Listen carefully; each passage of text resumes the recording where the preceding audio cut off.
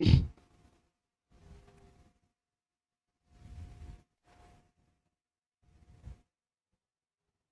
Hello student, कैसे हो आप सभी। एक बार फिर से स्वागत है आपका हमारे यूट्यूब चैनल इजी तैयारी पर। चलो फटाफट लाइव आ जाइए सभी। सभी को जोड़ लीजिए, शेयर कर दीजिए वीडियो को। तो फटाक से अपन आज क्लास फिर चालू करते हैं। अगर आप लाइव हो तो फटाक से हमको इन्फॉर्मेशन देंगे कमेंट्स करके।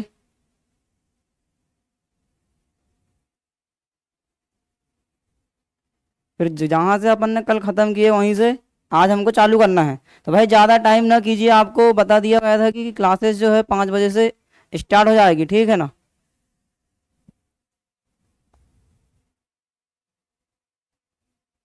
तो फटाक से आप अपने दोस्तों पर शेयर करें।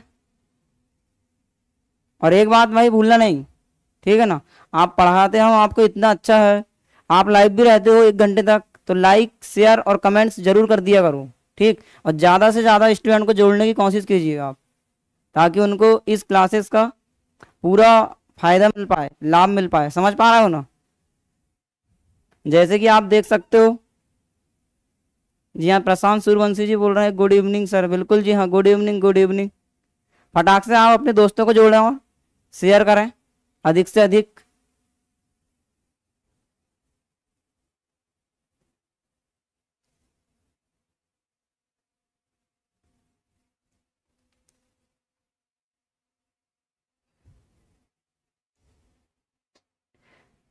तो यदि आप लाइव हो सभी लोग तो फिर चालू करते हैं आज क्लास को। तो आपको विशेष ध्यान देना है भाई, है ना। ये आप लोगों के लिए किया जा रहा है, समझ रहे हो ना। तो आपको बिल्कुल जितनी मेहनत हम कर रहे हैं हमारी तरफ से, उतनी ही मेहनत आपको भी करना है, ठीक है ना। अधिक से अधिक स्टूडेंट को जोड़ना है, उनको बताना है, शेयर करना है। सब्सक्राइब जरूर कर लें आप, लाइक करें, और नोटिफिकेशन का जो आइकॉन होता है उसमें आप क्लिक करके रखें, ताकि आपको साइंस के बाद मैथ्स, मैथ्स के बाद रीजनिंग, सभी क्लासेस की नोटिफिकेशन मिल पाए। तो ठीक है, फिर चलते हैं अपन क्लास की ओर। देखो, आपको पता है कि हमने कल चालू क्या किए हैं, साइंस में बायोलॉजी टॉपिक हमने चालू किए हैं। तो मैंने कल आपको बेसिक इन्फॉर्मेशन दिया था बायोलॉजी के बारे में। तो आई होप कि आपको बढ़िया तरीके से समझ आया होगा, और आपने प्रॉपर तरीके से नोट्स बनाए होंगे अपनी, ठीक। तो लेके चलते हैं हम आपको क्लास की ओर। ज़्यादा टाइम ना करते हुए क्लास की ओर मैं आपको लेके चलता हूँ। देखो, कल का पहले थोड़ा सा रिवीजन कर लेते हैं, उसके बाद अपन आज की क्लास को चालू करेंगे। गुड इवनिंग जी, गुड इवनिंग माधुरी कवरेती।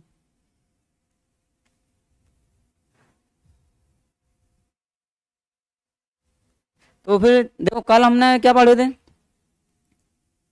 सबसे पहले मैंने आपको कल क्या बताया था कि साइंस के बारे में बता दिया था कि साइंस का हिंदी नाम क्या होता है। तो आप बोलोगे सर विज्ञान, ठीक है ना।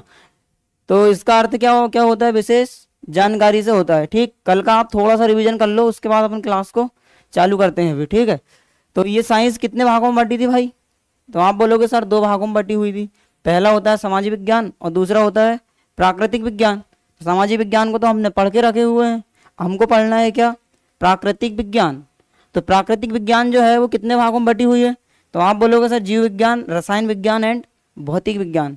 तो इसमें से हमने कल जो पढ़ना चालू किए हैं वो कौन सी विज्ञान है। तो आप बोलोगे सर ये जीव विज्ञान हमने कल चालू किए थे, ठीक। तो इतना क्लियर हो गया था आपको कल। इसके बाद और हमने क्या पढ़ लिए थे कि जीव विज्ञान मतलब बायोलॉजी। तो बायोलॉजी किसे कहा जाता था, मैंने आपको बताया था, ठीक है ना, कि जीवों का अध्ययन ही क्या कहलाता है, तो बायोलॉजी कहलाता है। इतना क्लियर था। तो बायोलॉजी शब्द सर्व कौन सी भाषा का शब्द है। तो आप बोलोगे सर ये ग्रीक भाषा का शब्द है, क्लियर। इसके बाद क्या देखिए हमने, सर्वप्रथम शब्द का प्रयोग किसने किया है बायोलॉजी का। तो मैंने आपको बहुत बेहतरीन तरीके से बताया था कि भाई फ्रांसीसी वैज्ञानिक थे कौन, लेमार्क साहब। उन्होंने सर्वप्रथम बायोलॉजी शब्द का प्रयोग किया था। साथ में आपके कौन थे, तो जर्मन वैज्ञानिक ट्रेवी रेनस थे। कौन थे, ट्रेवी रेनस। तो इन्होंने सर्वप्रथम बायोलॉजी शब्द का इस्तेमाल किया था। इतना क्लियर था। इसके बाद क्या था, जीव विज्ञान के जनक। तो जीव विज्ञान के जनक कौन होते हैं, शायद आप जानते होंगे सभी लोग।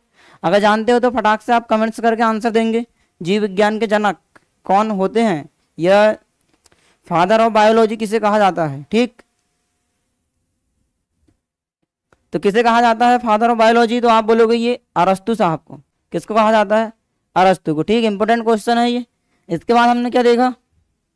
जीव विज्ञान के बारे में हमने देखना चाहा। ठीक, तो जीव विज्ञान के पिता कौन होते हैं? तो अरस्तु। इसके बाद जीव विज्ञान को कितने भागों में बांट दिए? 2 भागों में, जूलॉजी और एक बॉटनी। क्लियर? तो जूलॉजी के पिता कौन थे? तो जूलॉजी के जो पिता थे, बिल्कुल बिल्कुल नितेश पटेल, जय श्री राम मासव, बिल्कुल जय श्री राम भाई, जय श्री राम। तो आप फटाक से जुड़ जाइए, ज़्यादा समय ना लेते हुए अपने दोस्त भाई को जोड़ लें, अधिक से अधिक शेयर करें सभी लोग। ठीक, तो देखो चलते हैं अपन कहाँ? जूलॉजी। तो जूलॉजी के जनक किसे कहा गया था? अरस्तु को कहा गया था। जूलॉजी क्या होती है? तो मैंने आपको बताया था कि इसके अंतर्गत एनिमल्स मतलब जंतुओं का अध्ययन इसके अंतर्गत किया जाता है। इतना क्लियर था? अब जंतुओं में सभी आ जाते हैं मेरे भाई, मतलब इसमें जो है सभी जीव जंतु छोटे से लेके बड़े तक, ठीक है ना, यहाँ तक कि मानव भी किसमें आता है? जंतु विज्ञान में। सभी जानवर किसमें आते हैं? तो ये जंतु विज्ञान में आते हैं। समझ पा रहे हैं बात? तो मानव भी एक जंतु वाली श्रेणी, मानव भी जानवर वाली श्रेणी में आते हैं और जानवर मानव वाली श्रेणी में आते हैं। इतनी बात क्लियर थी ना आप कल? ठीक, इसके बाद मैंने आपको क्या बता दिया कि भाई बॉटनी, बॉटनी के पिता किसे कहा गया? तो आप बोलोगे सर ये थियोफेस्टस साहब को कहा गया। ठीक है ना? तो बॉटनी के बारे में देखा जाए तो बॉटनी में किसका अध्ययन किया जाता है? तो पेड़ पौधों का अध्ययन किया जाता है। तो ये थियोफेस्टस की एक बुक थी, कौन सी? हिस्टोरिया प्लांटिरम, जिसमें उन्होंने 500 प्रकार के पेड़ पौधों का अध्ययन किया हुआ था। ठीक है ना? इसके बाद जो है अपने अरस्तु साहब की जो बुक थी वो कौन सी थी? Historia animal. ठीक है, उसमें कितने प्रकार के जीव जंतु थे, सॉरी कितने प्रकार के एनिमल थे? तो 500 प्रकार के एनिमल थे। इतना क्लियर था? ठीक, इसके बाद हमने क्या देखा भाई? कोशिका टॉपिक हमने चालू किए हुए थे। ठीक है ना?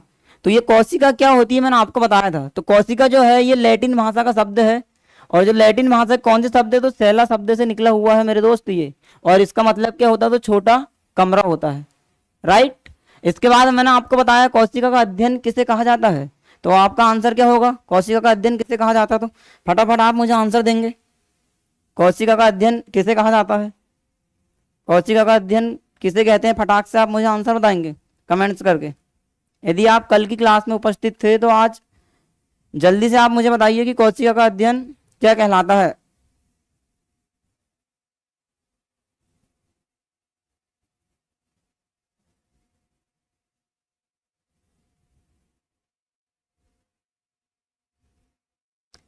आप हमारी आवाज सुन पा रहे हो ना?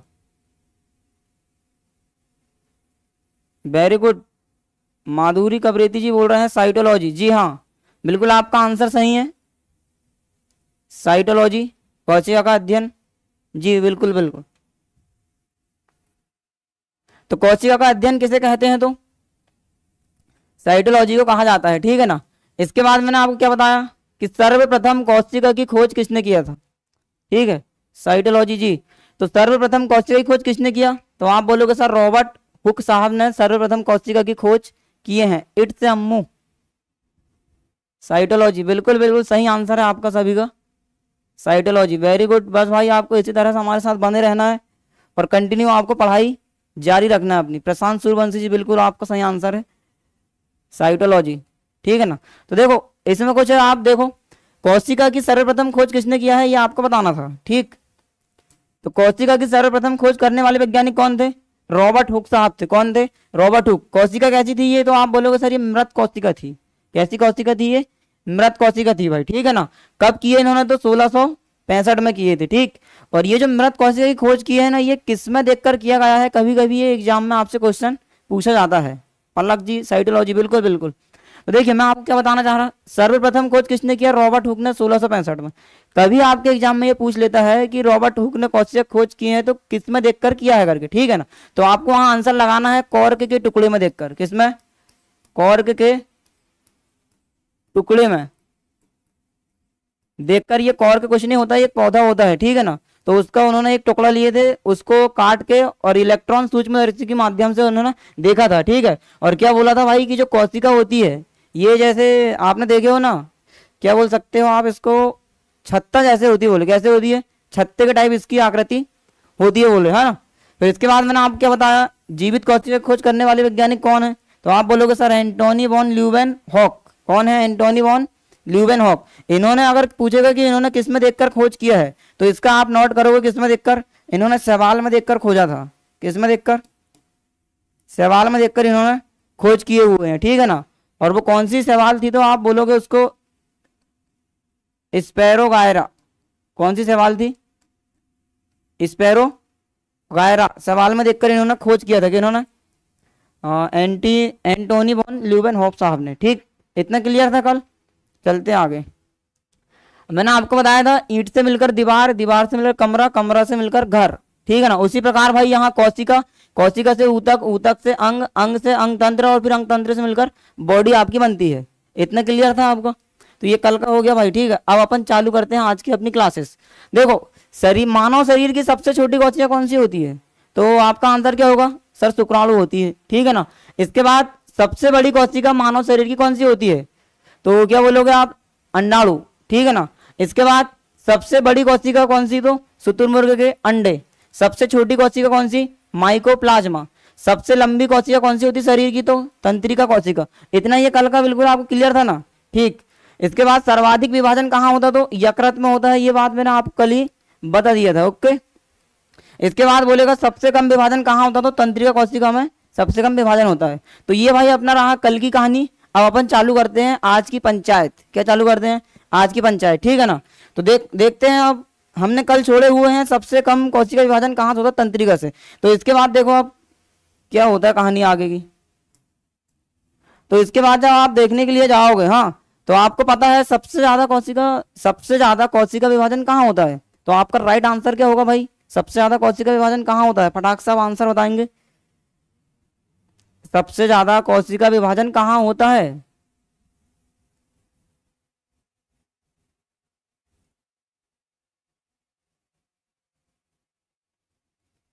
जल्दी से आप आंसर कमेंट्स करेंगे कि सबसे ज्यादा कोशिका विभाजन कहाँ होता है?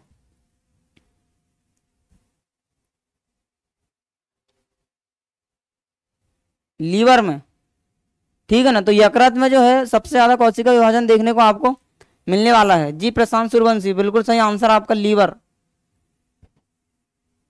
अमन नागोदिया जी बिल्कुल लीवर, यकृत। जी हाँ, यकृत को ही लीवर के नाम से जाना जाता है। Very good. नितेश पटेल, यकृत बिल्कुल राइट आंसर है आपका। सबसे ज्यादा कोशिका विभाजन कहाँ होता? तो यकृत में आपको देखने को मिलता है, ठीक है ना। अब देखना मेरे भाई, मृत कोशिका की खोज किसने किया था? ये क्वेश्चन आपसे पूछेगा, मृत कोशिका की खोज किसने किया है? तो जल्दी से आप मुझे आंसर दोगे। जी बिल्कुल सही आंसर आपका महेश, यकृत। मृत कोशिका की खोज किसने किया है? ये मृत कोशिका की खोज किसने किया है? जल्दी से बताएंगे आप किसने किया है मृत कोशिका की खोज?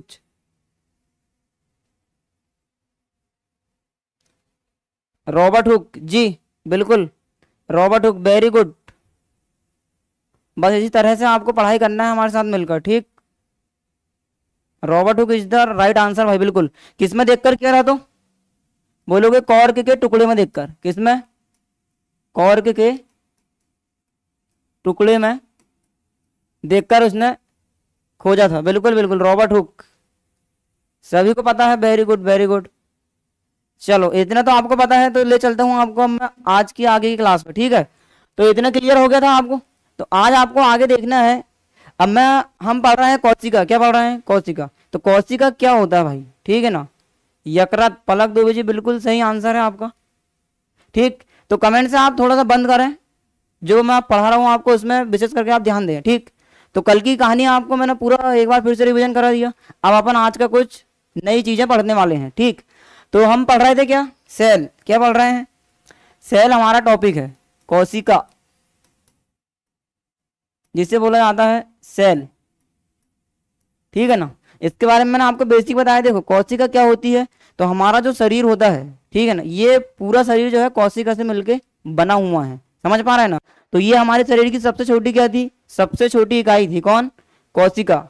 हाँ, शरीर की सबसे छोटी इकाई कोशिका थी। तो यदि मान लो हमको कहीं चोट लगती है थी, शरीर में कहीं भी चोट अगर आपको लगे तो सबसे पहले डैमेज कौन होती है? तो कोशिका होती है। कौन होती है? कोशिका। तो जो कोशिका मरती हुई है ना, तो ये आपसे एक क्वेश्चन पूछा जाएगा यहाँ से कि मरी हुई कोशिका को किस नाम से जाना जाता है? Very important question. मरी हुई कोशिका को किस नाम से जाना जाता है?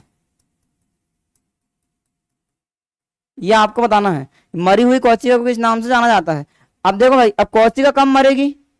तो मान लो अगर आप किसी के साथ झगड़ा हो रहा है, समझ रहे हैं ना, पता चल रहा है किसी ने आपको 2-4 जूते दे दिए उतार के, समझ रहे हैं? समझ रहे हैं?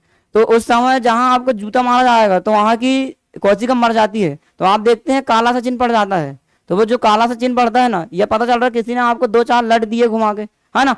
तो वहां जहां मारा जाता है ना, वहां काला चिन्ह जाता है। तो वो काला चिन्ह बताता है आपको कि भाई यहाँ की कोशिका क्या है? मरी हुई है करके। बात समझ पाए?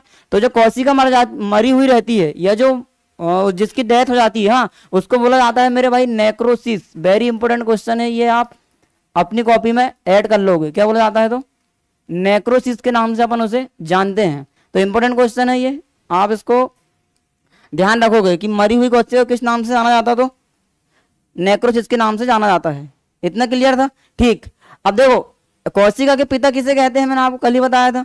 कोशिका के पिता बोला जाता है रॉबर्ट हुक को, ठीक है ना। तो रॉबर्ट हुक साहब की एक बुक है, उस बुक का आपको नाम याद रखना है, रॉबर्ट हुक। जो बुक है उनकी, उस बुक का नाम होता है क्या? माइक्रोग्राफिया। क्या नाम होता है? माइक्रोग्राफिया। तो ये किसकी बुक है आपकी? ये जो बुक देखोगे आप, ये माइक्रोग्राफिया बुक जो है, ये रॉबर्ट हुक साहब की है, ठीक है ना। इतना क्लियर है? इतना नोट कर लिया आपने? ठीक। अब इसके बाद देखो, मैंने आपके बताया था भाई कि जीवित कोशिका की खोज किसने किया है? जीवित कोशिका। तो आप बोलोगे सर ल्यूवेन हॉक। किसने किया है? ल्यूवेन हॉक ने जीवित कोशिका की खोज किया है, ठीक है ना। तो ये जो ल्यूवेन हॉक है, ये जीवाणु के भी पिता कहलाते हैं, जीवाणु के जनक, ठीक है ना। फादर ऑफ बैक्टीरिया, या जीवाणु के जनक किसे कहा जाता? तो ये आप नोट कर लोगे, जीवाणु के जनक किसे कहा जाता है? ल्यूवेन हॉक साहब को कहा जाता है, जिनका पूर्ण नाम होता है एंटोनी ल्यूवेन हॉक, ठीक है ना। जीवाणु के जनक, या फिर आप इंग्लिश में बोल सकते हो फादर ऑफ बैक्टीरिया। तो बैक्टीरिया के बारे में भी किसने खोजा था? तो आपका आंसर क्या होगा? Leeuwenhoek. ठीक, इतना क्लियर था? अब देखो, अब मैं आपको कुछ नई बातें बताता हूं। देखना भाई, अब बात आती है कोशिका सिद्धांत की। किसकी बात आती है? कोशिका सिद्धांत। तो आप हेडिंग डालोगे क्या? कोशिका सिद्धांत।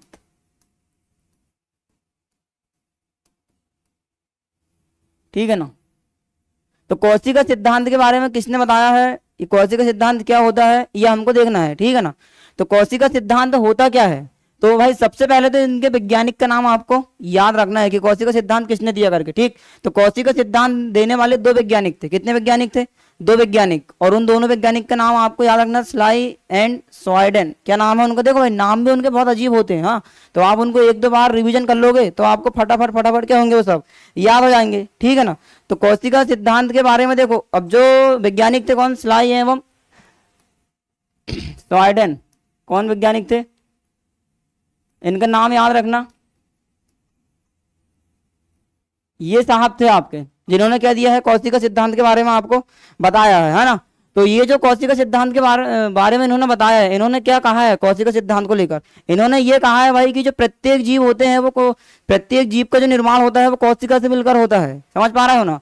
किससे होता है? जैसे हम हैं, हाँ, या फिर आप हो, या आपके दोस्त हो, या फिर कोई भी हो, कोई भी जीव हो या कोई भी जंतु हो, जो मिलके बनता है वो किससे मिलके बनता? तो वो कोशिका से मिलके बनता। बोले ये इसकी पहली बात है कि प्रत्येक जीव जो होते हैं, प्रत्येक जीव किससे मिलके बनते हैं? तो कोशिका से मिलकर बनते हैं। ये कौन कह रहा है आपके? कोशिका सिद्धांत ये बोलता है, ठीक है ना। तो ये कोशिका सिद्धांत की पहली बात है, आपको याद रखना है कि भाई प्रत्येक जीव का जो शरीर होता है वो किससे मिलके बनता है?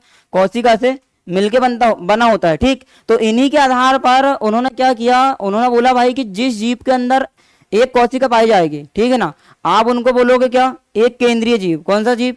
एक केंद्रीय जीव, ठीक है। और जिस जीव के अंदर एक से अधिक कोशिका पाई जाती है या 2, 3, 4 से अधिक कोशिका पाई जाती है, उन्हें बोला जाता है बहुकेंद्रीय जीव। कौन सी जीव? बहुकेंद्रीय जीव। तो हमारे जो कोशिका सिद्धांत के अनुसार जो बताया है इन्होंने, ठीक, वो क्या बताया है कि प्रत्येक जीव जो होते हैं वो एक कोशिका से मिलकर बने होते हैं, ठीक है ना। इतनी बातें क्लियर है। तो अगर आपसे पूछेगा कि आधुनिक कोशिका सिद्धांत किसने दिया, आधुनिक कोशिका सिद्धांत किसने दिया, तो आपको याद रखना है क्या, आधुनिक कोशिका सिद्धांत देने वाले वैज्ञानिक हैं आपके मेंडल साहब। कौन से साहब?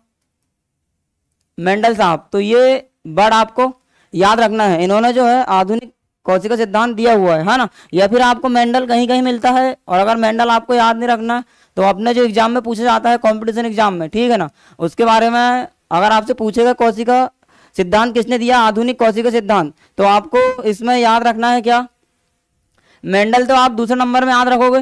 पहले नंबर में आपको जो याद रखना है वो उनका नाम होता है भाई, जैसे कोशिका विभाजन होता नहीं होता, तो कोशिका विभाजन क्या होता है कि भाई जब मरी हुई कोशिका होती है ना, तो फिर से हमारी जो चोट लगती है तो फिर से कोशिका मतलब हमारा जो अंग होता है वो फिर से ठीक हो जाता है, ठीक है, तो उसे कहा जाता है क्या, कोशिका विभाजन। तो मतलब जो कोशिका विभाजन होता है, तो कोशिका विभाजन के जो पिता है जिसने कोशिका के बारे में बता के रखे हुए हैं उनको ही बोला जाता है क्या, आधुनिक कोशिका का सिद्धांत उन्होंने दिया है, ठीक। तो उनका नाम बहुत अच्छा हुआ है, उनका नाम मुझे अभी याद नहीं आ रहा है, मैं आपको अभी 1-2 मिनट में क्लियर कर दूंगा, ठीक। तो देखो कोशिका सिद्धांत के बारे में हम देख रहे थे। तो कोशिका सिद्धांत जो होता है, प्रत्येक जीव जो है किससे मिलके बने हुए हैं, तो कोशिका से मिलके बने हुए हैं, ठीक है। तो इनका कहना था कि जो कोशिका होती है आपकी, ठीक, ये स्वतंत्र होती है। बोले कैसे होती है? प्रत्येक कोशिका कैसी होती है? अपने आप में स्वतंत्र होती है, इनको किसी से कोई मतलब नहीं होता है। बात समझ पा रहे हैं? समझ पा रहे हैं। तो प्रत्येक कोशिका कैसी होती है? स्वतंत्र होती है। कैसी होती है? स्वतंत्र ये होती है। कौन? प्रत्येक कोशिका। हाँ, तो प्रत्येक कोशिका स्वतंत्र कैसे हुई? तो मैंने आपको बताया था कि कोशिका मतलब क्या बताया था कि हमारे शरीर की सबसे छोटी इकाई क्या होती? कोशिका होती। तो इकाई का मतलब मैंने अच्छी तरह से आपको समझाया था कि भाई पूरा ग्रुप जब एक सिस्टम के थ्रू काम करता है उसे कहा जाता है क्या? इकाई। क्या कहा जाता है? इकाई। इसी प्रकार हमारे शरीर में जो कोशिका है ये पूरा सबसे छोटा ऐसा अंग है जो अपने आप में स्वतंत्र होती है मेरे भाई, है ना। अगर इसको कहीं चोट भी लगेगी ना तो ये किसी से सहायता मांगने नहीं जाएगी। जैसे मान लो मेरे हाथ की जो है कोशिका यहाँ से डैमेज हो जाती है ना, तो ऐसा नहीं है कि मतलब ये अपना यकृत को बोलेगी कि भाई तो इसको ठीक कर दे, कि मतलब यकृत के पास ज्यादा विभाजन है, तो ऐसा नहीं होता है। जो कोशिका आपकी यहाँ की डैमेज है वो कोशिका खुद अपने आप को क्या कर लेती है? अपने आप को पूर्ण रूप से फिर से विभाजित हो जाती है, ठीक है ना। तो मतलब यही बात बताना चाहा है किसने? स्लाइडेन एवं स्वान ने। किसने? स्लाइडेन एवं स्वान ने। वो नाम आप याद रख लोगे, स्लाइडेन एवं स्वान साहब ने। स्लाइडेन एवं स्वान ये कौन है? तो ये अपने कोशिका सिद्धांत के जनक है, ठीक है। कोशिका सिद्धांत किसने दिया? तो स्लाइडेन एवं स्वान ने दिया। तो स्लाइडेन एवं स्वान का यही कहना पड़ गया। क्या पड़ गया? कि भाई जो प्रत्येक कोशिका होती है वो अपने आप में निर्भर होती है, वो किसी पर कोई डिपेंड रहने वाली नहीं है। जैसे अपन देखते हैं आजकल जो है भाई हर व्यक्ति किसी ना किसी पर डिपेंड रहता है, रहता नहीं रहता। मतलब जो जीवन अपना है और अपना जीवन का रिमोट किसी और को देखे रखे, समझ रहे हैं ना। मतलब वो जैसा बोलेगा वैसे करेंगे आप। तो ऐसा कोशिका के अंदर नहीं है। कोशिका अपने आप में क्या होती है? स्वतंत्र इकाई होती है, ठीक है। तो अगर कुछ भी होगा, यदि मान लो उसको कुछ भी मरेगी, कोशिका जो जिंदा होगी तो अपना काम वो स्वयं करेगी। इतनी बात क्लियर हुई? तो कोशिका सिद्धांत के बारे में समझ आया नहीं आया? फटाक से आप मुझे बताएंगे कोशिका सिद्धांत क्या बोलता है? प्रत्येक जीव एक कोशिका से मिलकर बना है और प्रत्येक कोशिका अपने आप में स्वतंत्र होती है। तो देखना मेरे भाई, यहाँ इन्होंने क्या बताया? इन्होंने कहा कि जो कोशिका होती है, तो कोशिका चाहे जिस विधि से भी वो क्या करे, अपने आप को बनाए, मतलब जिस विधि से भी वो तैयारी होती है किसकी? कोशिका की। जिस विधि से भी उसका निर्माण होता है, तो हर विधि में जो है आपका केंद्रक जरूर भाग लेता है। बोले समझ पा रहे हैं उन बात को? कौन बता रहा है ऐसा? आपके स्लाइडेन एवं स्वान बता रहे हैं, जो किसके पिता है? कोशिका सिद्धांत के बारे में इन्होंने आपको बताया हुआ है, ठीक है ना। तो आपको ये देखना है क्या बताया उन्होंने कि जिस विधि भी द्वारा कोशिका का निर्माण होता है, किसका निर्माण होता है? कोशिका का निर्माण होता है, उसमें भाग कौन लेता है? बोले तो केंद्रक भाग होता है भाई। अब ये केंद्रक क्या होता है तो आप इसको आगे पढ़ोगे केंद्रक के बारे में, ठीक है ना। इतनी बातें क्लियर है? कोशिका सिद्धांत बात समझ आ रही ना? क्या कह रहे हैं आपके स्लाइडेन एवं स्वान, ठीक। तो जिस विधि में कोशिका निर्माण होगा, जिस विधि से भी, उसमें कौन भाग लेता है? तो उसमें जो है आपका केंद्रक भाग लेता है, ठीक है भाई। और उनकी मुख्य बातें क्या थी? तो मुख्य बातें उनकी थी कि भाई प्रत्येक जीव, कौन? प्रत्येक जीव एवं पेड़ पौधे, कौन, पेड़ पौधे, ठीक है ना, कोशिका से मिलकर बने होते हैं, कोशिका से मिलकर बने होते हैं। तो फटाक से आप मेरे साथ इनको नोट करते जाइए। ठीक ठीक, आधुनिक कोशिका के सिद्धांत, आधुनिक कोशिका, जी हाँ सिद्धांत बिल्कुल सही बोल रहे हो आप, रुडोल्फ विर्चाऊ ने दिया हुआ है, ठीक है ना, जिन्हें अपन कोशिका विभाजन के पिता कहते हैं करके। ठीक, जी हाँ पलक दुबे जी, बिल्कुल आपका आंसर सही है। ठीक, तो अभी आप क्या नोट करो कि प्रत्येक जीव एवं पेड़ पौधे किससे मिलकर बने होते हैं, कोशिका से मिलकर ये बने होते हैं। ऐसा किसका कहना है, आपके स्लाइडन एवं सॉन का कहना है, ठीक है ना। तो अब देखना यहाँ कहानी क्या आती है। अब इन्होंने तो बता दिया, किसने, स्लाइडन एवं सॉन ने, कि भाई जो प्रत्येक जीव होता है वो कोशिका से मिलकर बनता है। लेकिन अब कहानी यहाँ क्या होती है ये आपको देखना है। ठीक, तो कहानी ये है मेरे भाई, इन्होंने बता बस के चले गए कि प्रत्येक जीव जो है ये कोशिका से बने होते हैं, लेकिन इनको ये नहीं पता कि अगर एक बार कोशिका मर जाए तो फिर दोबारा कोशिका कैसे आएगी करके, समझ रहे हैं ना। तो यहाँ फंस गए ये कौन, स्लाइडन एवं स्वान। तो इनसे पूछा गया, क्या पूछा गया कि भाई चलो ठीक है, आपने बता दिए कि प्रत्येक कोशिका जो है, मतलब प्रत्येक जीव जो है वो कोशिका से मिलकर बना हुआ है, ठीक है ना। तो अगर मान लो कहीं की कोशिका मरी तो फिर वो जिंदा कैसे हुई, और आप बोल रहे हो कि शरीर कोशिका से मिलकर बना, तो अगर कोशिका मरेगी तो वो तो इंसान की मौत होना चाहिए, सही बात है, नहीं है। तो इनके ऊपर फटाक से एक सवाल उठा दिया गया, समझ रहा है। तो ये क्या देखते रहेगा, ये समझ रहा है ना, ये इधर किधर देखने लगे, इनको कुछ समझे नहीं आ रहा कि भाई ये क्या हो गया करके, समझ पा रहे हैं बात। तो फिर उसी टाइम क्या हुआ, एक वैज्ञानिक आया तत्काल, और उस वैज्ञानिक का नाम था रुडोल्फ विर्चाऊ। क्या नाम था, रुडोल्फ विर्चाऊ, जैसे कि पलक दुबे जी ने बताया है, रुडोल्फ विर्चाऊ। ठीक, तो इनके पास वो जानकारी नहीं थी, इन्होंने सिर्फ इतना बस बता दिया था हमको, क्या बताया था कि जीव जो है कोशिका से मिलकर बनते हैं, लेकिन इनको ये नहीं पता कि अगर एक कोशिका मरी तो दूसरी कोशिका कैसे बनेगी। यहाँ फंस गए बेचारे, क्या बात है। हाँ, तो जब तक ये प्रश्न इनसे नहीं पूछा गया ना, तब तक ये साहब थे, नेता थे, ये बस ऐसे घूम रही है, हमने तो बता दिया कि प्रत्येक जीव कोशिका से मिलकर बनता है करके, समझ रहे हैं ना। लेकिन जैसे इनके ऊपर प्रश्न उठाया गया तो बस फिर क्या है, देख रहे हैं फिर, और क्या, समझ पा रहे हैं इन बात को। तो इनके ऊपर एक क्या लग गया, क्वेश्चन मार्क लग गया कि भाई बताओ, आप बताओ बताओ, फटाक से बताओ, इतना टाइम तो ना हमारे पास, समझ पा रहे हैं, समझ पा रहे हैं। तो फिर इसी बात की पुष्टि करने के लिए कौन आया, हमारे रुडोल्फ विर्चाऊ साहब आए। बिल्कुल इंपॉर्टेंट क्वेश्चन बताने में आपको जा रहा हूँ भाई, ठीक है ना। तो जब ये बता नहीं पाए तो फिर अब कौन आ रहा है हमारे सामने, रुडोल्फ विर्चाऊ। कौन आ रहा है, इसी समय अचानक प्रकट हो गए कौन, रुडोल्फ विर्चाऊ। ये नाम इंपॉर्टेंट है, जिन्होंने बताया है कोशिका विभाजन के बारे में। क्या बताया है, कोशिका विभाजन।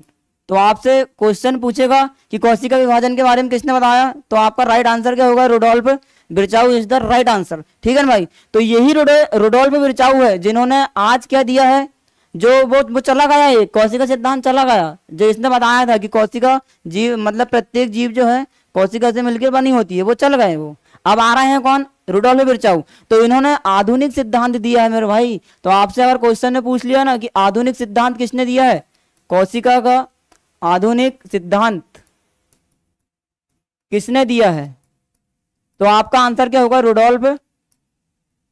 रुडोल्फ विर्चाऊ साहब थे। कौन थे, रुडोल्फ विर्चाऊ थे। ये इनका नाम ही अजीब है, देखो, रुडोल्फ विर्चाऊ। समझ रहे नहीं समझ रहे, इतनी बातें क्लियर है तो आप फटाक से मुझे यस करके कमेंट्स करोगे, फिर मैं आपको आगे कहानी बताता हूँ। जल्दी जल्दी आप मुझे रिप्लाई देते जाएंगे ताकि मुझे पता चले, और अगर आपके मन में कोई किसी प्रकार का डाउट है तो बराबर आप हमसे कमेंट्स करके पूछ सकते हो। तो बताइए, इतना क्लियर है क्या,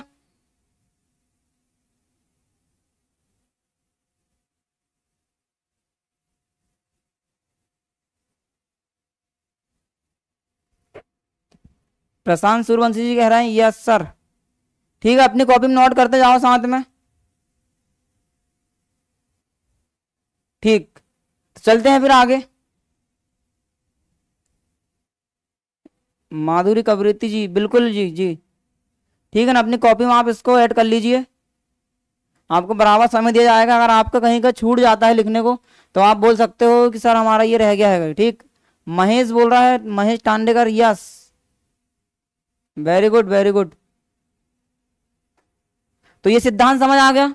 अब देखो सिद्धांत के बाद कौन आया, सिद्धांत में जो है हमारे कौन, स्लाइडन एवं स्वान, उन्होंने बता पाया क्या कि कोशिका का जन्म कैसी होता है, मरी हुई कोशिका किस प्रकार जिंदा होती है? तो आप बोलोगे सर बिल्कुल नहीं बता पाए। तो मेरे भाई इसी बात की पुष्टि करने के लिए प्रकट हुए हैं कौन? रुडोल्फ विर्चाऊ। ओम नमः शिवाय, समझ पा रहे हो ना? जैसे ही प्रकट होते हैं तो ओम नमः शिवाय, ओम नमः शिवाय ऐसा बोला जाता ना। तो इसी प्रकार से उसकी पुष्टि करने के लिए आज हमारे सामने उत्पन्न हुआ अचानक कौन? रुडोल्फ विर्चाऊ। तो देखते हैं रुडोल्फ विर्चाऊ ने क्या कहा। तो रुडोल्फ विर्चाऊ साहब क्या कहना चाह रहे हैं, है ना? तो ये किसके बारे में बताएंगे? आपके कोशिका विभाजन के बारे में ये आपको बताने वाले हैं, समझ रहे हो ना? तो भाई देखना ये क्या कह रहा है, कोशिका विभाजन। तो क्वेश्चन ये है कि मरी हुई कोशिका का विभाजन किस तरह से होता है, का विभाजन कैसे होता है, ये आपको बताना था, है ना? जहां आपके स्लाइडन एवं स्वान जी जो है ये यहाँ आपको पीछे हटते हुए नजर आए, ठीक। तो इसके बारे में अब आपको कौन बताने वाले हैं, बेहतर तरीके से जानकारी देंगे कौन?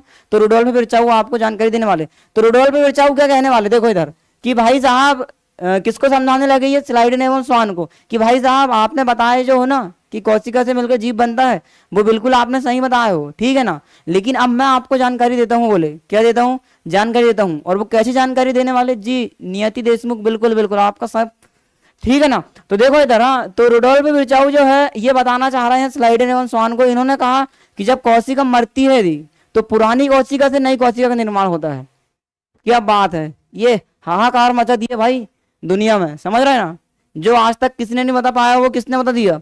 रुडोल्फ विर्चाऊ साहब ने बता दिए। तो हाहाकार मच गया पूरा, अरे ये क्या बता दिया आपने कि पुरानी कोशिका से नई कोशिका बनती, बोले ये कैसे पॉसिबल है? तो फिर उन्होंने समझाया है उसको, फिर आप उसको आगे जानकारी प्राप्त करोगे, ठीक है। तो जो रुडोल्फ विर्चाऊ साहब है इन्होंने एक शब्द दिया है, क्या दिए हैं? इन्होंने एक शब्द दिया है जिसे बोला जाता है ओमनिस सेलुला ई सेलुला। इंपोर्टेंट शब्द है भाई, ये आपके क्वेश्चन में, आपके एग्जाम में ये पूछा जाता है, ठीक है ना। तो ये शब्द किसका है? रुडोल्फ विर्चाऊ साहब का है, ओमनिस सेलुला ई सेलुला। तो ये शब्द का अर्थ क्या होता है? तो इस शब्द का अर्थ होता है कि पुरानी कोशिका से नई कोशिका का निर्माण होता है। पुरानी कोशिका से नई कोशिका का निर्माण होता है, ठीक है ना। ये जो मतलब प्रश्न चिन्ह लगा था किसके ऊपर? स्लाइडन एवं स्वान के ऊपर, वो इन्होंने बात को क्लियर कर दी। तो इतनी बातों को क्या आप समझ पाए? शब्द किसने दिया? ओमनिस सेलुला ई सेलुला। तो आप बोलोगे सर ये रुडोल्फ विर्चाऊ जी ने ये शब्द दिया है। तो कोशिका विभाजन के बारे में किसने बताया? तो आप बोलोगे सर ये रुडोल्फ विर्चाऊ ने बताए हैं, ठीक है ना। शब्द कौन सा हो गया? ओमनिस सेलुला ई सेलुला। इसका अर्थ क्या होता है? तो पुरानी कोशिका से नई कोशिका का निर्माण होना, ठीक है। तो मतलब कि जैसे मान लो अपने हाथ की कोशिका यहाँ मरी हुई है, हाँ, तो यहाँ कोशिका तो मर गई है पर उसको जिंदा करना पड़ेगा करना पड़ेगा। तो इसके साइड में जो कोशिका होती है, ठीक है ना, तो वो कोशिका जो है नई कोशिका का निर्माण करती है। बात समझ पाए इतना? और कोशिका विभाजन के बारे में आप आगे डिटेल से पढ़ रहे होंगे, ठीक। तो क्या इतना क्लियर है आपका आज का? कोशिका सिद्धांत मैंने आपको बताया अच्छी तरीके से, एक मैंने आपको बता दिया कोशिका विभाजन। अगर इतना क्लियर है तो फटाक से आप मुझे यस करके भेजोगे। फिर इसके बाद अपन चलते हैं कहाँ? कोशिकांग की ओर। कहाँ चलते हैं? कोशिकांग, मतलब हमको कोशिका के बारे में अध्ययन करना है, एक के बाद एक पूरा टॉपिक वाइज आपको पढ़ना है। तो अगर इतना क्लियर है और आपने अगर लिख लिए हैं इतनी सारी बातें, तो आप फटाक से मुझे जानकारी दोगे यस करके।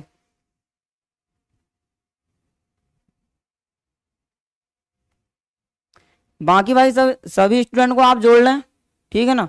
और अगर लाइक शेयर कमेंट जरूर करें, अपने दोस्त भाई को शेयर करें, लाइक करना बिल्कुल ना भूलें, कमेंट्स आप करना है, सब्सक्राइब आपको करना है, ठीक।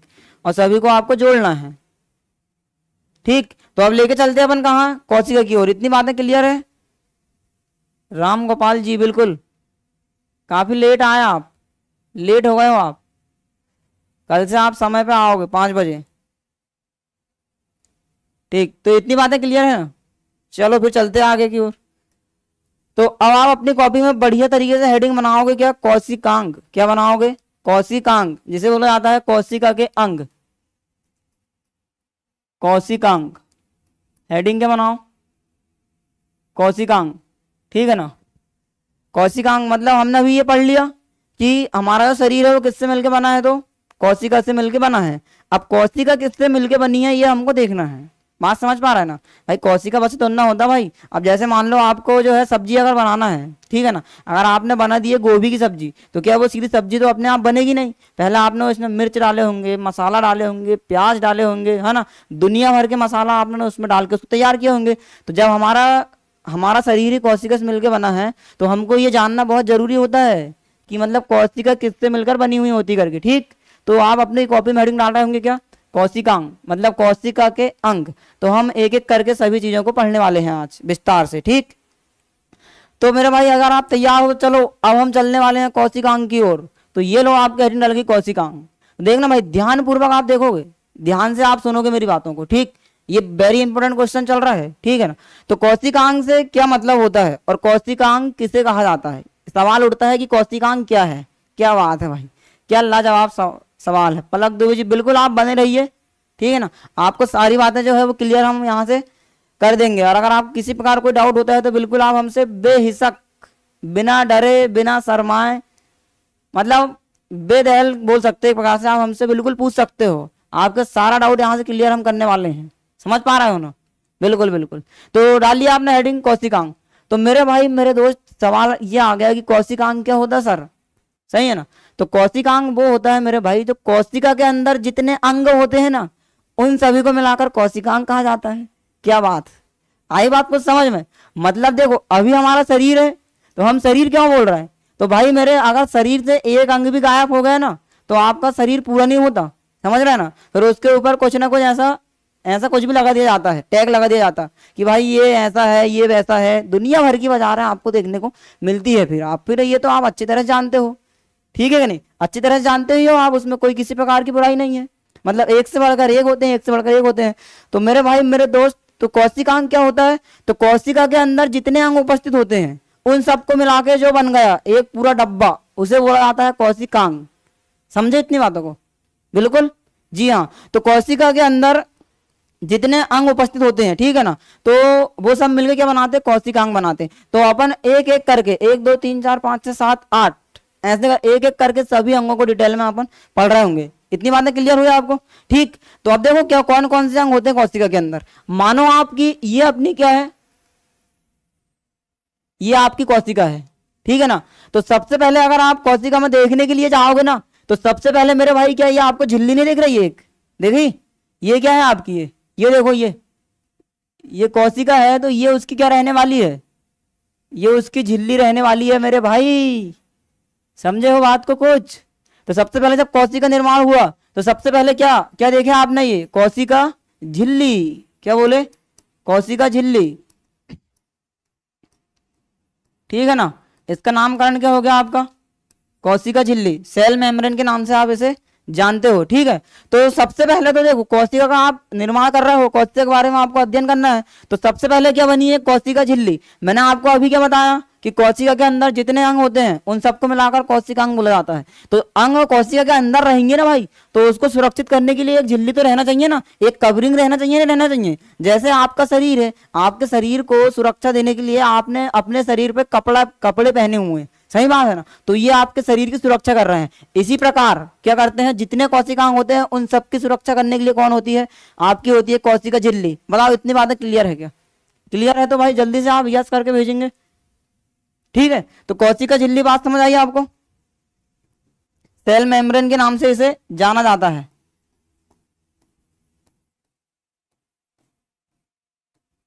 ठीक, सेल मेम्ब्रेन।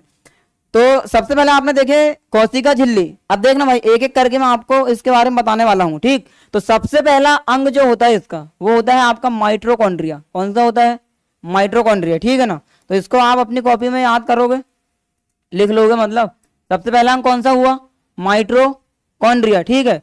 तो माइटोकॉन्ड्रिया के फिर बाद आप देखोगे तो आपको मिलेगा एक गोल्जी कॉय, या इसे अपन गोल्जी बॉडी के नाम से जानते हैं, ठीक है ना। इसके बाद अगर आप जाओगे तो आपको देखने के लिए मिलेगा क्या, लाइसोसोम। क्या देखने के लिए मिलेगा, लाइसोसोम। फिर इसके बाद जाओगे तो यहाँ क्या मिलेगा आपको, ये सेंट्रोसोम। क्या मिलेगा, सेंट्रोसोम, ठीक है ना। और अगर आप देखोगे तो इसके अंदर आपको मिलेगा ER, इंडोप्लाज्मिक रेटिकुलम, मतलब जिसे बोला जाता है अंतः प्रदप्त जालिका। ये सब किसके अंग है, तो ये सब कोशिका के अंग है मेरे भाई। किसके अंग है, कोशिका के। इसके अंदर आप जाओगे तो आपको एक राजधानी मिलेगी, जिसे अपन राजधानी, ठीक है ना, जिसे बोला जाता है वैक्यूल, तो वी से आप उसे दर्शाने वाले हो, ठीक है ना। एक आपको मिलेगा केंद्रक, जिसे आप किससे दर्शाते हो, सी से, ठीक है ना। और क्या हो सकता है इसमें, एक मिल जाएगा आपको सेंट्रोसोम हो गया, एक मिलेगा आपको राइबोसोम, क्या मिलेगा, तो राइबोसोम ये स्वतंत्र अवस्था में नहीं होता है, ये इंडोप्लाज्मिक रेटिकुलम के भाग होते हैं, ठीक है ना भाई। तो ये सब अंग मिलके एक आपकी कोशिका बन रही होती है। इतनी बातें बताओ क्लियर है क्या आपकी, ठीक है ना। तो ये सब अंग मिलके क्या बनाएंगे, आपकी एक कोशिका का निर्माण करने वाले हैं। तो सबसे पहले मैंने आपको क्या बताया, ये क्या है आपकी, तो कोशिका झिल्ली, ठीक। तो ये सारे अंग भाई आपको देखने के लिए मिलेंगे। और जो राजधानी है ये वैक्यूल्स, ये हमारे जीव में मतलब मानव में ये नहीं पाई जाती है, ये पाया जाता है किसमें, तो ये पाया जाता है भाई पौधों में। किसमें पाया जाता है, पौधों में ये बड़ी होती है, ठीक। तो देखो ये सभी अंग को आप अपनी कॉपी में नोट कर लो, ये होती है कोशिका। तो मैंने आपको क्या बताया था कि जगदीश चंद्र बोस जी ने बताया है कैस्कोग्राफ यंत्र से कि भाई मानव की कोशिकाएं और पेड़ पौधों की जो कोशिकाएं होती है लगभग इनमें समानता आपको देखने को मिलती है, समझ रहे हैं ना। तो जो अपने शरीर में कोशिका पाई जा रही है वही कोशिका कहाँ पाई जाती है, पेड़ पौधों में पाई जाती है। बताओ इतनी बात क्लियर हुआ क्या नहीं हुआ, फटाक से मुझे बताएंगे इतनी बात क्लियर हुआ क्या नहीं, ठीक क्लियर है। अब देखना भाई यहाँ कहानी क्या है, देखो इधर ये कोशिका है, ये कोशिका झिल्ली है। तो ये जो कोशिका झिल्ली है ना, ये मानव में पाई जाती है, किसमें पाई जाती है, मानव में ये पाई जाती है, ठीक है। अब बात करते हैं अपन पौधे की, पेड़ पौधे की। तो अब देखना भाई अब यहाँ कहानी क्या जमती है आपकी, है ना, कहानी यहाँ यही तो आपकी कहानी बनने वाली है। अब जैसे आप मनुष्य को देखोगे तो इस प्रकार की आपको कोशिका मिलेगी। माधुरी कवरेदी, समझ नहीं आया, देखो समझ में इसमें ऐसा आएगा आपको कि जो मानव मतलब जो मनुष्य होता है ये इसका शरीर किससे मिलके बना है, तो आप बोलोगे सर कोशिका से मिलके बना है। अब कोशिका किससे मिलके बनी है ये हम देख रहे हैं, समझे कुछ बात कि कोशिका किससे मिलके बनी है। तो मैंने आपको क्या बताया, सबसे पहले ये झिल्ली रहेगी, क्या रहेगी, झिल्ली, ठीक है ना। तो इसका नाम होता है माइटोकॉन्ड्रिया, क्या होता है, माइटोकॉन्ड्रिया, ठीक। ये आपकी माइटोकॉन्ड्रिया, ये है आपकी गोल्जी बॉडी, जिसे आप गोल्जी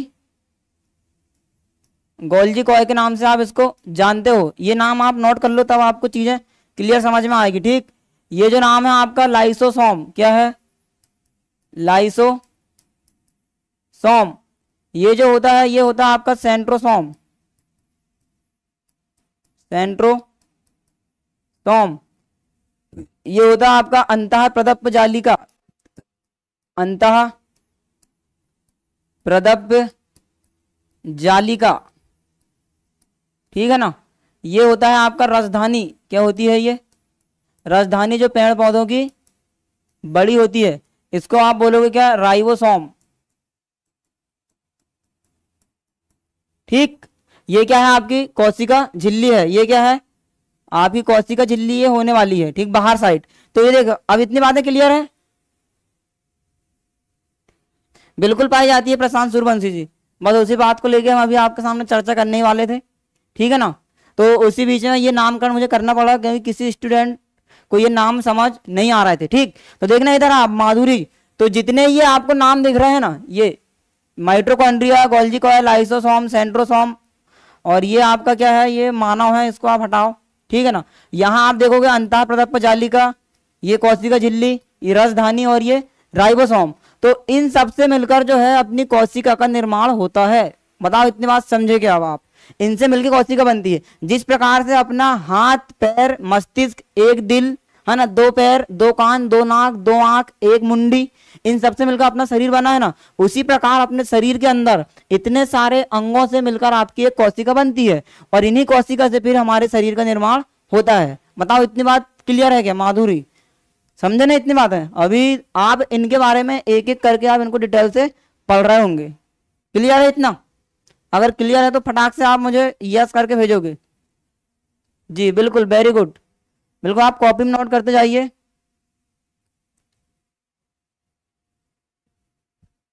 सर एक और कवक बताएंगे हम आपको अभी कवक के बारे में, हाँ, कवक का अध्ययन, कवक की कोशिका भित्ति किसकी बनी होती है ये हम आपको बता देंगे। अभी आप उस चीज से बिल्कुल निश्चित रहे, ठीक।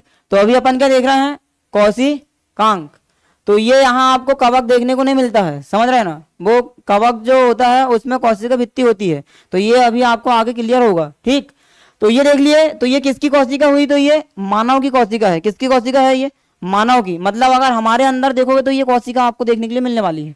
अब बात करते हैं भाई, देखो इधर, अब जब यही चीज आप पेड़ पौधों में देखोगे ना, तो ये चीज तो आपको मिलेगी ही मिलेगी, लेकिन मेरे भाई मेरे दोस्त, साथ में आपको यहाँ देखने के लिए मिलेगा क्या, ये कोशिका झिल्ली के बाहर एक और आपको ऐसे पतली सी परत आपको देखने को, पतली सी क्यों, मोटी सी परत आपको ऐसा देखने को मिल सकती है। किसमें, पौधों में। मतलब कोशिका झिल्ली के ऊपर भी क्या पाई जाती है, एक मोटी सी आपको एक झिल्ली देखने को मिलने वाली है। तो जो आप देख पा रहे हो, ये जो ऊपर की है, ये जंतु हो, ये मानव में नहीं पाई जाती है, ये किसमें पाई जाती है, तो ये पेड़ पौधे में पाई जाती है। ठीक है ना, इसका नाम पड़ गया क्या, कोशिका भित्ति, सेल वॉल जिसे आप बोलोगे, कोशिका भित्ति।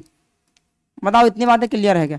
अब आप सोच रहे होंगे कि सर जब सुरक्षा के लिए जब आप हमारे पास कोशिका झिल्ली है, तो फिर ये सेल वॉल का क्या काम है, फिर कोशिका भित्ति क्यों आई पेड़ पौधों में, है ना। जी हाँ, बिल्कुल, कवक में भी पाई जाती है कोशिका भित्ति। Is the right answer. Palak Dubey ji, आप बिल्कुल सही बता रहे हो।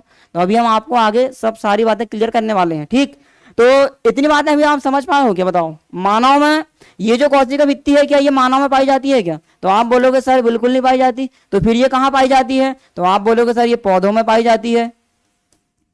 पौधों में ये पाई जाती है, केवल कहाँ पाई जाती, तो पौधों में पाई जाती है ये। ठीक, क्लियर। अब देखो यहाँ कोशिका झिल्ली कहाँ कहाँ पाई जाती, तो भाई साहब ये पौधे प्लस मानव, ये दोनों में आपको देखने को मिलेगी कोशिका झिल्ली। अब देखो कहानी क्या है यहाँ, सार क्या बनता है यहाँ कहानी का, समझ पा रहे हो, समझ पा रहे हैं आप।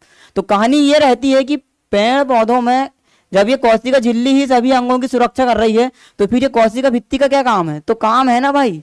अब क्या काम है वही तो मैं आपको बताने वाला हूँ, समझ रहे हैं। तो इसका काम क्या होता है, ये पौधे ही में क्यों पाई जा रही है, तो मेरे भाई मेरे दोस्त, ये पौधों की सुरक्षा करती है। तो भगवान ने क्या कहा पता है आपको, भगवान बहुत चालाक थे भाई, हाँ सही है ना। तो भगवान ने क्या सोचा कि भाई मानव है, मानव इतना सीधा साधा तो है नहीं जो मतलब पेड़ पौधे को पूरी तरह से रहने देगा। तो उन्होंने क्या काम किया, अब देखो मतलब हम जैसे लोगों से बचाव करने के लिए भगवान ने क्या बनाया, पेड़ पौधों में कोशिका भित्ति का निर्माण कर दिए। मतलब उसकी जो कोशिका रहेगी उसके बाहर कोशिका भित्ति आपको दिखाई देगी। तो ये जो कोशिका भित्ति है ना, ये पेड़ पौधे की सुरक्षा करती है। तो कैसे सुरक्षा करती है, अब मान लेते हैं, आप देखो, अब मान लो, अब आजकल क्या होता है, देखना इधर, आप जैसे 10वीं 12वीं पढ़ रहे हो, हाँ 10 मतलब बहुत जल्दी जो है विपरीत लिंग के प्रति अट्रैक्शन बढ़ जाता है आजकल, होता नहीं होता, बिल्कुल होता है। तो पता चल रहा है कि एक जोड़ी है और जो कहीं घूमने गई, मान लो कहाँ गई, कहीं घूमने जा रही है, मान लो ये उज्जैन जा रहे हैं, कहाँ जा रहे हैं, उज्जैन। तो अब पता चल रहा है उज्जैन तो चले गए, एक वही और एक वो, समझ गए दोनों, लाल हरे पीले लाल काले, समझे नहीं इतनी बात है। तो ये कहाँ जा रहा है भाई, तो ये पहुंच रहे हैं घूमने के लिए, ठीक है ना। तो बढ़िया, इनको मजा आएगा, ये क्या बात है, एक दिल है, तो ऐसा ये मैंने बताया आपको कि बढ़िया इनको मजा आएगा, ऐसा चलते बन रहा है ये, बहुत बढ़िया है ना। लेकिन क्या होता है कि बीच रास्ते में इन दोनों को हो जाता है झगड़ा, क्या हो जाता है, झगड़ा हो जाता है, ठीक है ना। अब जैसे ही इन दोनों का झगड़ा हुआ ना, ठीक है, तो जैसे ही इनका झगड़ा हुआ, तो मान लो आप ये उज्जैन पहुंच गए हैं, पहुंचने वाले हैं, रास्ते में हैं, और रास्ते में इन्होंने कर लिया झगड़ा। और ये यात्रा कैसी कर रहे थे, तो आप बोलोगे सर ये पैदल यात्रा कर रहे थे, बस से उतरकर, तो झगड़ा कर लिए। अब पता चल रहा है वहां कोई जंगल रहा होगा, ये इनको नोट नहीं करना, समझाने के लिए बता रहा हूँ ना। ये जंगल है, ये जंगल में क्या हो गया, उनका झगड़ा हो गया दोनों का, है ना, झगड़ा हो गया। अब क्या करेंगे, पता चल रहा है कि यहाँ मान लो जहां इनका झगड़ा हो रहा है, यहाँ ये पौधा लगा हुआ, क्या लगा हुआ, पौधा। तो अब क्या करेंगे, देखो झगड़ा इनका होगा, है ना, झगड़ा किनका होगा, ये दोनों का होगा झगड़ा। लेकिन ये अपना गुस्सा किसके ऊपर दिखाएंगे, तो ये अपना गुस्सा दिखाओगे जो वहां झाड़ लगा ना, उसके ऊपर गुस्सा दिखाएंगे। आप क्या बोलेंगे, देखो ऐसा पता चल रहा झगड़ा कर लिया, ऐसा थूक देते हैं, पता चल रहा है चल रहा, तो थूक तो कहाँ देते हैं, पौधे के ऊपर थूक दिया जाता है, थूक देते नहीं, झगड़ा इनका होगा, थूकोगे किसके ऊपर, पेड़ पौधे के ऊपर। भाई पेड़ पौधे क्या गलती, तो इसी प्रकार की सुरक्षा करने के लिए भगवान ने क्या किया, उनके ऊपर एक कोशिका भित्ति बना दिया, झिल्ली के ऊपर भित्ति। तो भित्ति पूरी तरह से पेड़ पौधे क्या करती है, सुरक्षा प्रदान करती है। पता चल रहा है आपका दिमाग खराब है, हाँ, तो आप क्या करते हैं, अपने पैर ऐसा मार देते हैं, कहाँ मार देते, पैर पौधे में मार देते। तो क्या पौधे के अंदर भी तो जान है ना, उसको नहीं लगेगी क्या। तो इसलिए अब हम जैसे लोगों से बचने के लिए भगवान ने क्या काम किए हैं कि पौधे के बाहर, कोशिका झिल्ली के बाहर भी एक झिल्ली बना के रखे हैं, और जिसका नाम होता है क्या, कोशिका भित्ति। बताइए कि इतनी बातें क्लियर है, और अगर क्लियर है तो फटाक से आप मुझे यस यस यस यस करके भेजोगे, फिर मैं आपको आगे और समझाता हूँ, ठीक। तो ये सभी कोशिकाओं को आपको लिख लेना है अच्छी तरह से। ये क्वेश्चन आपसे पूछे जाते हैं, क्वेश्चन आएगा कि कोशिका भित्ति कहाँ पाई जाती है, केवल तो सिर्फ ये पेड़ पौधों में पाई जाती है ना। कोशिका झिल्ली कहाँ पाई जाती है, तो बोलोगे तो पौधे प्लस मानव या आपको दोनों में देखने को मिलती है। अगर इतना क्लियर है तो जल्दी से आप मुझे यस करके भेजोगे, फिर आगे मैं आपको समझाने वाला हूं। तो बात समझ गए ना, कोशिका भित्ति क्यों जरूरत पड़ी, हम जैसे लोगों से बचने के लिए कोशिका भित्ति भगवान ने बनाया हुआ है पौधे में। ठीक, गुस्सा आपको आएगी और गुस्सा दिखाओगे इसको पेड़ पौधे को, तो भाई सुरक्षा तो करना पड़ेगा ना, बोलने से रहे वो। अब चलो मैं आपको आप लेके चलता हूं। तो इतना आपने नोट कर लिए हैं। प्रशांत सूर्यवंशी जी बोल रहे हैं yes sir, very good. Gopal ji बिल्कुल बिल्कुल, राम गोपाल जी बिल्कुल, आप बने रहिए हमारे साथ और अपनी कॉपी में आप बेहतरीन तरीके से नोट्स बनाओगे, है ना। ये सारी बातें आपको लिखना है। अभी आगे आपको इन सभी चीजों के बारे में पढ़ाया जाएगा एक एक अंग उठा के, ठीक है ना। तो सबसे पहले आपने देखे कोशिका में सबसे पहला अंग कौन सा है, तो कोशिका भित्ति है। कौन सा है, कोशिका भित्ति। तो आप साइड हेडिंग लगाओगे क्या, कोशिका भित्ति। तो आप हेडिंग डाल लो भाई। तो मैं इसको अब लेके चलता हूँ अगले पेज पर। तो ये रहा आपका, ठीक, अगला टॉपिक। तो आपका क्या है, कोशिका भित्ति। हेडिंग क्या डालो आप, कोशिका भित्ति, जिसे बोला जाता है सेल बॉल। ठीक, कोशिका भित्ति। तो सबसे पहला क्वेश्चन उठता है कोशिका भित्ति से कि कोशिका भित्ति कहाँ पाई जाती है और ये आप किस में देखने के लिए मिलती है। तो बताइए कि कोशिका भित्ति हमारे अंदर पाई जाती है क्या, जंतुओं में कोशिका भित्ति पाई जाती है क्या, फटाक से आप मुझे कमेंट करके बताएंगे। कोशिका भित्ति जंतुओं में पाई जाती है क्या नहीं, फटाक से आप मुझे कमेंट से आंसर दीजिएगा। कोशिका भित्ति जंतु कोशिका में पाई जाती है या नहीं।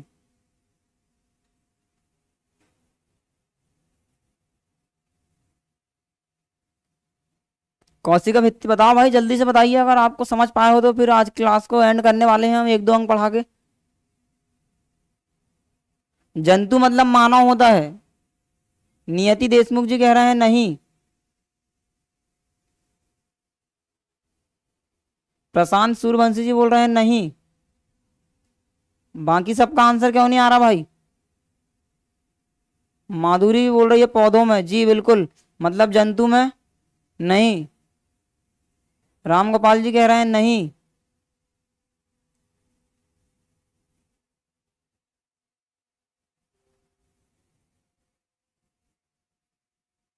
बाकी लोग समझ नहीं आया, बाकी लोग आंसर क्यों नहीं आ रहे हैं।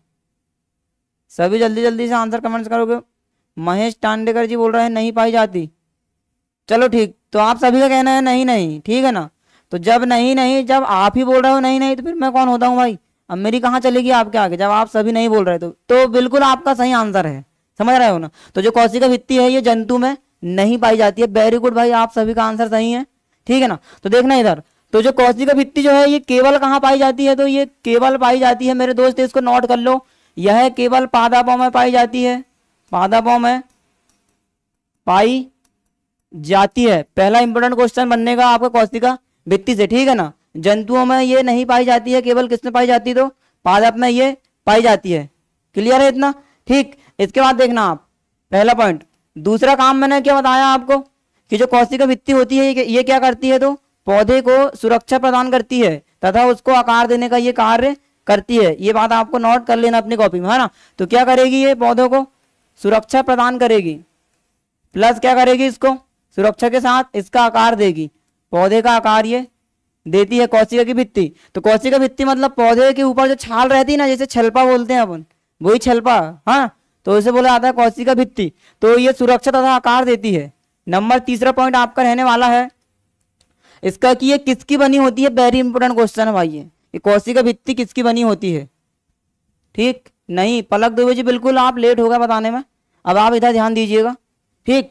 तो आपसे पूछेगा कि कोशिका भित्ति किसकी बनी होती है, तो मेरे भाई बिल्कुल आप इसको 100% आप इसको मार कर लीजिएगा। ये क्वेश्चन कई बार पूछा हुआ है। तो जो कोशिका भित्ति होती है आपकी, ये बनी होती है सेल्यूलोज की। किसकी बनी होती है, सेल्यूलोज। वेरी इंपॉर्टेंट क्वेश्चन होने वाला है ये आपके लिए। सेल्यूलोज की बनी होती है कौन, कोशिका भित्ति। तो बताओ कोशिका भित्ति के बारे में आप समझ पाए क्या। 3 पॉइंट है आपके, सिर्फ इसको आपको क्या करना है, नोट कर लेना है फटाक से, ठीक। तो सुरक्षा देने का काम करती है, ठीक। अब देखना, अब पूछेगा आपसे कि कोशिका भित्ति पारगम्य होती है, ये याद रखोगे आप, निर्जीव पारगम्य। अब ये पारगम्य क्या होता है, तो आपके मन में सवाल आता होगा, तो ये पारगम्य क्या होता है ये मैं आपको आगे बताऊंगा, ठीक। तो कैसी होती है ये, पारगम्य होती है, ठीक। इतनी बातें क्लियर हुई कोशिका भित्ति के बारे में, ठीक है ना।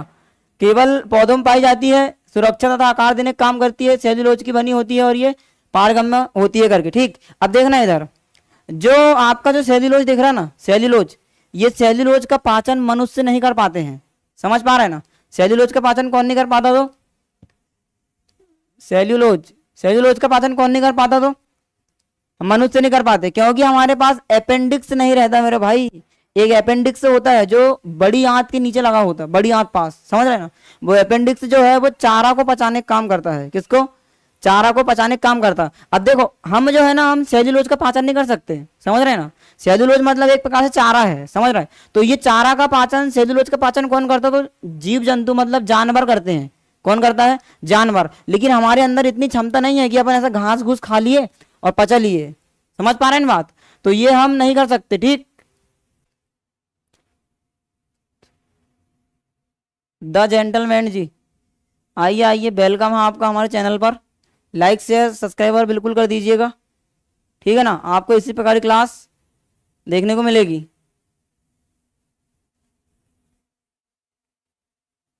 पारगम्य, जी हाँ प्रशांत जी, हम आपको यही क्लियर करने वाले हैं कि पारगम्य क्या होता है करके, ठीक। तो ये निर्जीव पारगम्य होती है। तो देखना, हाँ इसके पहले मैं आपको एक बात बता देता हूँ, देखना इसी के साथ मैं आपको लेके चलता हूँ कहाँ, कोशिका झिल्ली की ओर। कहाँ, तो इसमें मैं आपको समझा दूंगा अच्छी तरीके से। तो हमारे दोनों पॉइंट क्लियर हो जाएंगे, कोशिका भित्ति और कोशिका झिल्ली, जिसे बोला जाता है सेल मेम्ब्रेन। क्या बोला जाता है, सेल मेम्ब्रेन,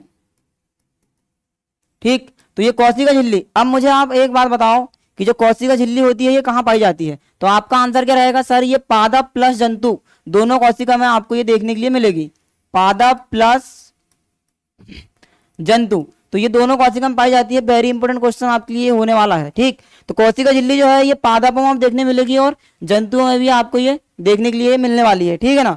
इतनी बातें क्लियर है। अब देखना मेरे भाई, ये जो होता है ये होती है पारगम्य, और ये होती है मेरे भाई कैसी, अर्ध पारगम्य।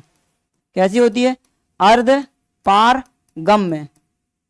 अब देखना क्या होता है, ये मजा देखो आप यहाँ, ये पारगम्य और इसकी मतलब सॉरी, पारगम्य किसकी होती है, पेड़ पौधों की, और अर्ध पारगम्य किसकी होती है, तो मानव के अंदर जो पाई जाती है वो होती है अर्ध पारगम्य। अब देखना इसकी मजेदार इससे क्या होता है मजा, ये हाँ पारगम्य और अर्ध पारगम्य। अब देखो भाई, अर्ध पारगम्य क्या होता है और पारगम्य क्या होता है, ये आपको इसमें बताना है, ठीक है ना। तो अर्ध पारगम्य मतलब रवि हुई के जी, बिल्कुल बिल्कुल। देखो इधर आप बिल्कुल जुड़े रहिए, ध्यान से आप देख रहे होंगे इसको। तो पारगम्य मतलब क्या होता है, देखना अब जैसे मान लो आपका घर है, क्या है, घर है। अभी आप जिस भी रूम में बैठे हो ना, कहीं तो आप बैठ के पढ़ाई कर रहे होंगे, अपनी स्टडी कर रहे होंगे।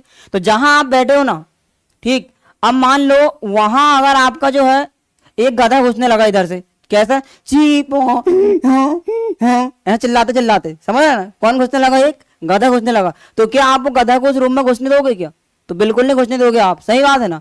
तो जब आप गधा को नहीं घुसने दोगे, ठीक है ना, लेकिन वहीं आपके रूम में अगर कोई एक आपका दोस्त आ जाए तो आप उसको घुसने दोगे, नहीं घुसने दोगे। पता चल रहा है कुत्ता आने लगा ऐसा करते, तो क्या आप घुसने दोगे क्या, तो बिल्कुल नहीं घुसने दोगे, सही है। लेकिन अगर वहीं आपका दोस्त आ जाए तो आप जाने दोगे उसको रूम में, बिल्कुल जाने दोगे भाई। तो यही तो होता है मेरे भाई, जो उपयोगी वस्तु होती है सिर्फ उसी को अंदर जाने देना है कोशिका के अंदर, वो कहलाता है आपका अर्ध पारगम्य। क्या कहलाता है, अर्ध पारगम्य। मतलब जो कीमती चीजें हैं, जो उपयोगी वस्तु है कोशिका के अंदर, वो सिर्फ उसको अंदर प्रवेश करने देगी। जैसे आपका हो गया ऑक्सीजन, क्या हो गया, ऑक्सीजन हो गया, ठीक है ना। तो ऑक्सीजन की जरूरत होती है किसके अंदर होती है, माइटोकॉन्ड्रिया के अंदर होती है, ताकि माइटोकॉन्ड्रिया जो है ऑक्सीजन लेकर क्या कर सके, हमको ऊर्जा दे सके। तो ये बाकी चीजों को अंदर नहीं जाने देगी, है ना। तो जो कीमती पदार्थ होते हैं, जो हमारे लिए उपयोगी पदार्थ होते हैं, सिर्फ उसी को बस कोशिका के अंदर प्रवेश करने देती है, ठीक। फिजिक्स जी, बिल्कुल बिल्कुल, आप जुड़े रहिए gentleman ji. From UK I am preparing railway help me understanding physics. जी बिल्कुल, आपको हमारे चैनल पर फिजिक्स की क्लास इसी प्रकार से मजेदार देखने के लिए मिलेगी। तो अभी आप हमारे साथ बायो पढ़िए, ठीक है ना, बायोलॉजी। इसके जस्ट बाद हम आपके लिए फिजिक्स की क्लास चालू करने वाले हैं। तो अभी आप बिल्कुल जुड़े रहिए। डेली हमारी जो क्लासेज रहती है वो 5 बजे रहेगी, ठीक है ना। तो आपको 5 बजे आना है, ठीक। 5 बजे आपको जुड़ जाना हमारे साथ। लगभग आपको अभी 1 सप्ताह की इंतजार करना है, वेट करना है। उसके बाद हम आपके लिए तत्काल से फिजिक्स की क्लास चालू करने वाले हैं, ठीक। क्लियर है इतना? तो अभी आप कमेंट्स ना करते हुए, अभी बातचीत ना करते हुए, अभी आप क्लास पे ध्यान दें। उसके बाद मैं आपको समय दूंगा 5 मिनट का, उसके बाद हम ये सभी चीजों को डिस्कस कर रहे होंगे। क्लियर है इतना? ठीक है। तो देखो, पारगम्य मतलब क्या है? पारगम्य मतलब समझ आ रहा ना? पारगम्य मतलब परिपूर्ण, मतलब पेड़ पौधे ऐसे होते हैं जो सभी प्रकार के पदार्थों को अंदर जाने दे सकते हैं। समझ आ रही बात है कि भाई तुम भी आ जाओ, तुम भी आ जाओ, तुम भी आ जाओ, ये किसी प्रकार किसी को रोकने वाले नहीं है। वो कहलाता है पारगम्य। समझ रहे हैं ना कि भाई कुत्ता भी आ जाए, बिल्ली भी आ जाए, गधा भी आ जाए, हाथी, घोड़ा जो है सब घुस जाओ, वो कहलाता है क्या? पारगम्य। लेकिन मेरे भाई अर्ध पारगम्य ऐसा नहीं होता। अर्ध पारगम्य जो होता है ये केवल उपयोगी पदार्थ को ही अंदर प्रवेश करने देगा कोशिका के। ओम हरि ओम नारायण नमः स्वाहा। क्या इतनी बात समझ पाए आप? समझ पाए ना? तो ये जो है ना, देखो, कोशिका भित्ति सबको जाने देगी, लेकिन कोशिका झिल्ली वहां उसको रोक देगी। समझ पाए हो? बिल्कुल बिल्कुल, आप बिल्कुल निश्चित रहे। फिजिक्स, केमिस्ट्री, बायो आपको हम इसी प्रकार से मजे से पढ़ा रहे होंगे, बस आप हमारे साथ बने तो रहे, ठीक। और आप एक कष्ट जरूर करेंगे कि क्लास को अधिक से अधिक शेयर करना है, ताकि रेलवे वाले स्टूडेंट को इस क्लास का बेनिफिट मिल जाए। ये जो हमने क्लास चालू किए हैं सिर्फ रेलवे को देखते हुए किए हैं, ठीक है ना। तो बिल्कुल आप अपने दोस्तों को भी जोड़ सकते हैं। चैनल को आप लाइक शेयर कमेंट्स जरूर करोगे। यदि हम आपके लिए इतनी मेहनत कर रहे हैं तो आपका भी फर्ज बनता है कि आप भी हमारे लिए थोड़ी सी मेहनत कीजिएगा। तो इसके जस्ट बाद अभी लगभग 5 से 10 मिनट बाद आपके लिए मैथ्स की क्लास चालू होने वाली है, जिसको नवीन सर के द्वारा वो क्लास आपको स्टडी कराई जाएगी, ठीक। तो आप जिस प्रकार से साइंस में जुड़े हो उसी प्रकार से आप मैथ्स को भी पढ़ रहे होंगे। तो प्रॉपर तरीके से आपको यहाँ रेलवे की तैयारी देखने को मिलेगी। जी बिल्कुल बिल्कुल बिल्कुल जेंटलमैन जी, आप बिल्कुल बने रहिएगा, बिल्कुल जी। तो देखो इधर, तो अर्ध पारगम्य समझ आया बात? अर्ध पारगम्य मतलब जो उपयोगी वस्तु को अंदर जाने दे वो कहलाता है अर्ध पारगम्य। और पारगम्य मतलब जो उपयोगी भी हो और अनुपयोगी भी हो, सबको आने दो, सबको आने दो। ये बात तो कैसी हुई पता है? ये तो रावण जैसी बात हो गई। चल भाई तू भी आ जा, तू भी आ जा, तू भी आ जा, सही है ना? समझ गए? नहीं समझ गए? तो ऐसा नहीं होता है। जो हमारा जो शरीर बना है ना वो कोशिका से मिलकर बना है। तो कोशिका ही हमारे शरीर की मैन होती है, समझ रहे हैं ना। तो कोशिका भाई इतना आसान तो ना है कि सबको अंदर चल जाने देगी, प्रवेश करने देगी। अब जैसे मान लो, देखो मैंने आपको क्या बताया था, देखो इधर ये कोशिका है। अब पता चल रहा है कि यहाँ से कोई जीवाणु घुसने लगा। क्या घुसने लगा? जीवाणु घुसने लगा यहाँ से, है ना। कोई भी जीवाणु आप ले लो, जैसे आप प्लाज्मोडियम ले लो, सॉरी जीवाणु नहीं है वो, हाँ। मान लो आपके अंदर प्लाज्मोडियम जाने लगा, कहाँ? कोशिका के अंदर प्लाज्मोडियम, हाँ, जो एक प्रोटोजोआ है। क्या है ये? प्रोटोजोआ। तो इससे क्या होता है? रोग हो जाता है। कौन सा? मलेरिया रोग हो जाता है। तो आप देखो ये जो प्लाज्मोडियम है ना, ये प्लाज्मोडियम मान लो ऐसे जा रहा है, किसके साथ? रक्त के साथ, क्योंकि रक्त को ऑक्सीजन ले जाता है।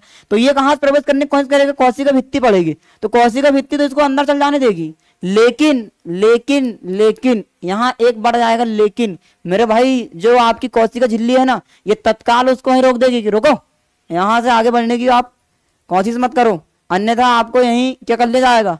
गोली थोड़ा दिया जाएगा। समझ रहे हैं ना। तो यहाँ जो कोशिका झिल्ली विरोध करेगी, किसका? जीवाणु का, और इसको सॉरी प्रोटोजोआ का, और इसको यहीं रोक देगी। तो इसको मजबूरी में रोकना पड़ेगा। और अगर ये नहीं रोका तो ब्लड के अंदर पाया जाता है डब्ल्यूबीसी। इसके ऊपर जो हमला करेगी ना, ये कभी इसने सोचा भी नहीं होगा, किसने? प्लाज्मोडियम ने। तो उसके ऊपर हमला करके उसको नष्ट कर देगी। तो मेरे भाई, मेरे दोस्त, क्या आपको पारगम्य और अर्ध पारगम्य समझ आया है? तो आप बिल्कुल मुझे यस करके कमेंट्स करके बताओगे कि सर अर्ध पारगम्य हम समझ चुके हैं और पारगम्य हम समझ चुके हैं, ताकि मैं आपको आगे बताता हूं, ठीक है। तो इसको आप इतना नोट आपको कर लेना है, ठीक। ठीक, इसको आपको छोड़ देना है। मैंने आपको ये एग्जाम्पल के लिए बताया हूं, ठीक। तो ये चीजें को आपको डिस्कनेक्ट कर देना भाई यहाँ से। समझ पाए हो आप इतनी बातें? तो ले चलते हैं आपको आगे की तरफ। ओ सॉरी यार, ठीक है। ये देखो, तो हम यहाँ थे कोशिका भित्ति, बिल्कुल जी सर बिल्कुल। चलो तो आप बस 10 मिनट और बने रहो, 5 मिनट, इसके बाद हम क्लास को यहीं पे ऑफ करने वाले हैं। तो ये कोशिका भित्ति बारे में आपने नोट कर लिए होंगे। कोशिका झिल्ली देखना आप, कोशिका झिल्ली किस में देखने को मिलेगी, तो पादप प्लस जंतु दोनों में आपको ये देखने को मिलने वाली है ना। कैसी होती है, तो ये अर्धपारगम्य होती है। अर्धपारगम्य मतलब कि भाई जो हमारे लिए उपयोगी पदार्थ हैं सिर्फ उसी को कोशिका के अंदर प्रवेश करने दिया जाएगा, अन्यथा इसको प्रवेश नहीं करने दिया जाएगा। नरेंद्र जी बिल्कुल आप थोड़ा लेट हो गए, समय से आप आइएगा, बिल्कुल आपका वेलकम है भाई। हाँ, हमारे चैनल का नाम तो आपको पता चल गया होगा, इजी तैयारी, ठीक है ना। तो आप नाम से समझ सकते हो कि हम आपको कितनी आसान तरीके से साइंस एवं मैथ्स पढ़ाने वाले हैं, समझ रहे हो ना। मतलब बस आपको 1 घंटे हमारे साथ बने रहना है भाई। बायो अब आप साइंस की चिंता छोड़ दो, समझ पा रहे हो ना। पूरी साइंस हम आपको क्लियर कराएंगे, ये हमारी गारंटी है, ठीक। तो देखो ये जो कोशिका झिल्ली होती है ये अर्धपारगम्य होती है। अब मेरे भाई एक इंपॉर्टेंट क्वेश्चन आता है यहाँ से, क्या आता है, इंपॉर्टेंट क्वेश्चन आता है। क्वेश्चन क्या है कि जिस प्रकार से कोशिका भित्ति सेल्यूलोज की बनी है, क्या कोशिका झिल्ली भी किसी न किसी की बनी होगी ना। जी हाँ बिल्कुल बनी होगी। तो कोशिका झिल्ली किसकी बनी होती है, ये क्वेश्चन आपसे पूछा जाता है। ये कहाँ पाई जा रही है, तो आप बोलोगे सर ये जंतु और पादप दोनों में पाई जाती है। कोशिका भित्ति कहाँ पाई जाती है, तो आप क्या बोलोगे भाई कोशिका भित्ति केवल पौधों में पाई जाती है, ठीक है ना, जो क्या सेल्यूलोज की बनी होती। अब मेरे भाई बात करते हैं किसकी, मानव की। क्या मानव सेल्यूलोज का पाचन कर सकता है, कर सकता है क्या, बताओ बताओ जल्दी से बताओ। अगर आप समझ पाए हो क्लास को तो मुझे आप फटाक से बताओ कि मानव जो है सेल्यूलोज का पाचन करता है क्या।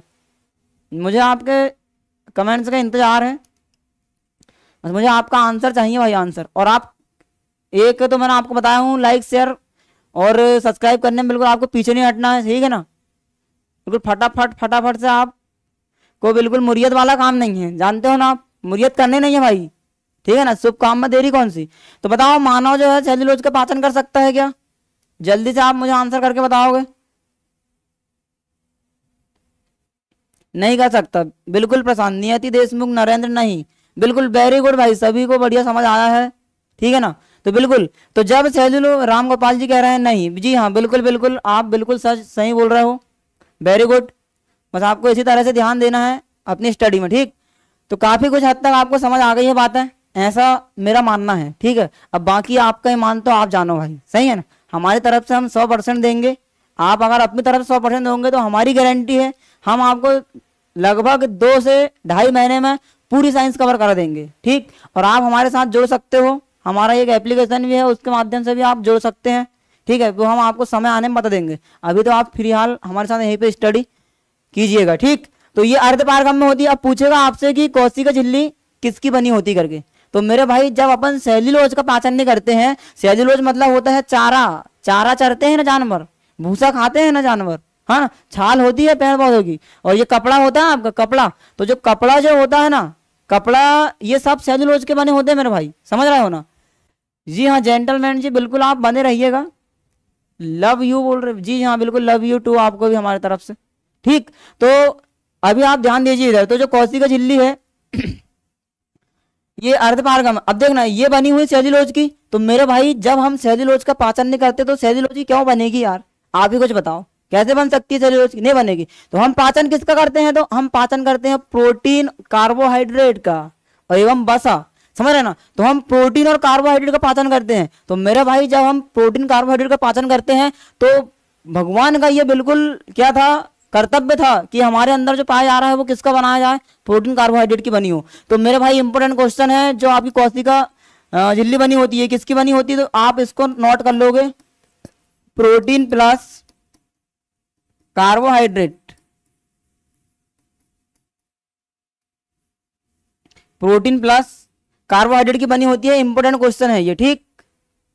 प्रोटीन प्लस कार्बोहाइड्रेट की बनी होती है, तो आप ये नोट कर लीजिएगा हमारे साथ, ठीक है ना। तो देखना, तो अर्धपारगम्य मतलब जो आवश्यक पदार्थों को ही जाने दे अर्धपारगम्य कहलाता है, जो सभी पदार्थों को चल जाने दे वो पारगम्य कहलाता है, ठीक है। कोशिका भित्ति किसकी बनी होती है, सेल्यूलोज की बनी होती है। हम सेल्यूलोज का पाचन नहीं कर सकते हैं, जानवर जो है सेल्यूलोज का पाचन कर सकते हैं, ठीक है ना। इसके बाद बात करते हैं, ये कोशिका झिल्ली पादप जंतु दोनों में पाई जाती है, किसकी बनी होती है, तो ये प्रोटीन प्लस कार्बोहाइड्रेट की ये बनी होती है। क्या आप इतनी बात समझ पाए हो मेरे भाई, इतनी बात अगर समझ पाए हो तो देखना इधर, अब देखना भाई इधर साहब, हाँ यहाँ क्या होता है कोशिका में, ये आपकी क्या है, कोशिका है, ये क्या है, ये आपकी मेरे भाई कोशिका है, ठीक है ना। इसके अंदर सभी अंग मौजूद है, जिस प्रकार से आपने अपनी कॉपी में नोट कर लिए, mitochondria, Golgi coil, lysosome, centrosome और ये आपके केंद्रक, ये सभी अंग है। ठीक, अब मेरे भाई मुझे आप एक बात बताइए, क्या इनको ऊर्जा की आवश्यकता नहीं होगी क्या, ये वाले अंगों को? बिल्कुल होगी जी सर, ऊर्जा की आवश्यकता क्यों नहीं होगी। तो ऊर्जा कौन बनाता है, तो ऊर्जा बनाता है मेरे भाई माइटोकॉन्ड्रिया। कौन बनाता है, माइटोकॉन्ड्रिया। तो माइटोकॉन्ड्रिया अपने आप ऊर्जा तो बनाता नहीं है, वो ऊर्जा बनाता है किसके माध्यम से, ऑक्सीजन के माध्यम से। मेरे भाई आ रहा है एक बार ऑक्सीजन। तो अब देखना, ऑक्सीजन हम कहां से प्राप्त करते हैं, तो हम ऑक्सीजन को ग्रहण करते हैं, सांस लेते हैं, ऐसा ऐसा सांस ले जाता है ना, तो हम ऑक्सीजन लेते हैं सांस के माध्यम से। ठीक है, सांस के माध्यम से नाइट्रोजन, कार्बन डाइऑक्साइड, ऑक्सीजन, ये तीनों गैस को हम सेवन कर लेते हैं, साथ में पूरी गैसों को बाहर भेज दिया जाता है और ऑक्सीजन को हम धर के रख लेते हैं। बात समझे। तो हम सांस क्यों लेते हैं, ताकि हमको ऑक्सीजन हमको प्राप्त हो सके। हमने ऑक्सीजन लिए, फेफड़ा में आपने इसको भर के रख लिए। अब क्या होता है देखना, यहाँ ये आपका फेफड़ा है, मान लो आप ऐसा फेफड़ा है, यहाँ पे एल्वियोली होती है, यहाँ भरा रहता है ऑक्सीजन। ये ऑक्सीजन की आवश्यकता होती है किसको, कोशिका को। कोशिका क्यों होती है, क्योंकि कोशिका के अंदर माइटोकॉन्ड्रिया होता है और ये माइटोकॉन्ड्रिया आपको ऊर्जा बना के देता है, और इसी ऊर्जा से मैं आपको अभी पढ़ा पा रहा हूं, समझ पा रहे हैं ना। ठीक, ये ऊर्जा आपको बना के देने वाला है ऊर्जा। तो हमारे शरीर में जब तक ऊर्जा रहेगी तभी तक हम काम करेंगे, अन्यथा ये काम आम होने वाला नहीं है। ठीक है ना। तो ये ऊर्जा बनाने के लिए जरूरत होती है किसको, माइटोकॉन्ड्रिया को। तो ये अभी सॉरी ये ऑक्सीजन कहाँ भरा है, तो आप बोलोगे सर फेफड़ा में भरा है। तो ये फेफड़ा से उठा के कहाँ ले आना है, इसको कोशिका के अंदर ले जाना मेरे भाई। तो इसको ले जाने वाला कौन रहेगा, आप जानते हो ना, हमारे पूरे शरीर में कौन घूमता है, तो आप बोलोगे सर ब्लड घूमता है। ब्लड मतलब होता है रक्त, है ना। खून से अपने लिख देंगे हम इनकलाब की बोलियां, सुने हो ना आप, तो वही वाला रक्त है ये, रक्त। ठीक है ना। 38 एटीपी ऊर्जा, अरे भाई मेरे अभी बने तो रहो आप हमारे साथ, आपको सारी बातें बताई जाएगी। ठीक है ना, 38 एटीपी बताएंगे और सब कुछ बताएंगे आपको हम। अभी हम माइटोकॉन्ड्रिया में पहुंचे ही नहीं है, अभी तो हम सिर्फ ऑक्सीजन को लेके जा रहे हैं कहाँ, अभी हम सिर्फ कोशिका झिल्ली का अध्ययन कर रहे हैं। समझ पा रहे हैं इन बात को, बिल्कुल बिल्कुल। बाकी आपका आंसर बहुत बढ़िया है प्रशांत सूर्यवंशी जी, इज द राइट आंसर। समझ पा रहे हैं ना, आपके चेहरे में जो मुस्कान है हम उसको समझ सकते हैं यहीं से खड़े हुए। ठीक है ना, बिल्कुल बिल्कुल, ऐसे हंसते रहो। अरे थोड़ा कम हंसो भाई, थोड़ा समझ पा रहे हैं, समझ, थोड़ा कंट्रोल रखो। ठीक, तो ये ऑक्सीजन भर के रखे हैं किसमें, सांस लेके। तो ये ऑक्सीजन को ले जाने का काम करता है मेरे भाई रक्त। रक्त करेगा, कहाँ ले जाएगा इसको, कोशिका में ले जाएगा। तो जैसे ही कोशिका में ले जाएगा तो उसको ये भूल गया कि सबसे पहले इसको किसको गुजारना है, यहाँ से ये कोशिका झिल्ली से होके जाना है। ठीक है ना। तो कोशिका झिल्ली देखो, ऑक्सीजन हमारे लिए काम का है ना, तो ऑक्सीजन को जाने देगी, ये यहाँ चल जाने देगी, ऑक्सीजन को जाएगा माइटोकॉन्ड्रिया को दे देगी, माइटोकॉन्ड्रिया आपको ऑक्सीजन की सहायता से ऊर्जा दे देगा। इतनी बातें क्लियर है। लेकिन लेकिन लेकिन क्या, अगर मान लो यहां से ये ऑक्सीजन की जगह CO2 को लेके जाती है, कार्बन डाइऑक्साइड को लेके अगर ये जाती है, तो ये उसका विरोध करेगी, क्योंकि ये हमारे लिए काम का नहीं है। समझ पा रहे हैं ना। तो ये कोशिका झिल्ली मान लो ये ब्लड किसको जाने लगा, कार्बन डाइऑक्साइड को लेके जाने लगा, तो ये उसको अंदर नहीं जाने देगी, यहीं रोक देगी। पता चल रहा है कि जो ब्लड होता है ये कोई जीवाणु को लेके भागने लगा, जो हमारे शरीर में क्या कर सकते हैं, बीमारी पैदा कर सकते हैं। तो ये जीवाणु को जाने से ये रोक देगी यहीं कोशिका झिल्ली। तो ये हमारे लिए आवश्यक नहीं है मेरे भाई। तो आवश्यक पदार्थ ही अंदर जाते हैं और अनावश्यक पदार्थों को रोक दिया जाता है। ये कहलाता है आपका अर्धपारगम्य, जो हमारी क्या होती है, कोशिका झिल्ली होती है। वेरी इंपॉर्टेंट क्वेश्चन आपके लिए, आपके जीवन में कहीं ना कहीं आपको क्वेश्चन देखने को मिल जाएगा कि कोशिका भित्ति कैसी होती है, किस प्रकार तो पाई जाती है, कैसी, अर्धपारगम्य। ठीक, इतनी बातें क्लियर है। अब इसके बाद देखना, आवश्यक पदार्थ जो होता है ना, तो आवश्यक पदार्थ का जो लेन देन होता है यहाँ, ये आपने नाम सुने होंगे, ये परासरण विधि। कौन सी विधि, परासरण एवं विसरण विधि। विसरण विधि द्वारा ये कोशिका के अंदर ये ऑक्सीजन को ग्रहण करती है और विसरण के द्वारा ये वापस आपको क्या भेजती है, यहाँ से ऑक्सीजन से कार्बन डाइऑक्साइड को वापस भेज देती है। तो परासरण के द्वारा ये अपने अंदर ग्रहण करेगी और विसरण के माध्यम से क्या करेगी, उसको बाहर भेज देगी। तो इतनी बात समझ गए आप, परासरण एवं विसरण विधि के माध्यम से उसको बाहर कर देती। ठीक, ठीक है ना, ठीक है, क्लियर है इतना। तो बस भाई इसके बाद हम माइटोकॉन्ड्रिया को कल ही अध्ययन करेंगे। ठीक, तो पूछेगा आपसे कि कोशिका के अंदर गैसों का विनिमय, विनिमय मतलब कि आदान प्रदान। ठीक है ना, कि मतलब ये मान लो आपकी ये कोशिका है, तो कोशिका के अंदर गैसों का विनिमय, विनिमय मतलब होता है भाई आदान प्रदान, विनिमय मतलब कि इनका आदान प्रदान। इंपोर्टेंट क्वेश्चन मैं आपको बताने वाला हूं, आदान प्रदान किस विधि द्वारा होता है ये आपसे पूछ सकता है कभी भी, ठीक है ना। तो उस विधि का आपको नाम रखना है परासरण विधि। कौन सी विधि? परासरण विधि, ठीक है ना। परासरण विधि इज द राइट आंसर होने वाला आपका। तो ये आप अपनी कॉपी में नोट कर लीजिएगा कि कोशिका के अंदर गैसों का विनिमय परासरण विधि के द्वारा होता है। मतलब जो बाहर जाती है और अंदर निकलती है कोशिका से ऊर्जा, वो होता है परासरण विधि द्वारा। क्लियर है? इतना नोट कर लिए ना, इंपोर्टेंट है भाई ये लाइन। हाँ, तो इसको आप जल्दी से नोट कर लीजिएगा, ठीक ठीक है। अब आप सोचोगे सर हम ये कोशिका झिल्ली देख लेते हैं, तो ये इतना आसान नहीं है भाई, ये बहुत छोटी होती है ना। आप चाहो तो एक हाथ से ऐसे करोड़ों कोशिकाओं को अपने अंदर व्यक्त कर सकते हो, ठीक। तो भाई इतनी बात समझ गए आप, ठीक। तो आज की क्लास को अपन करते हैं यहीं पे विश्राम, ठीक।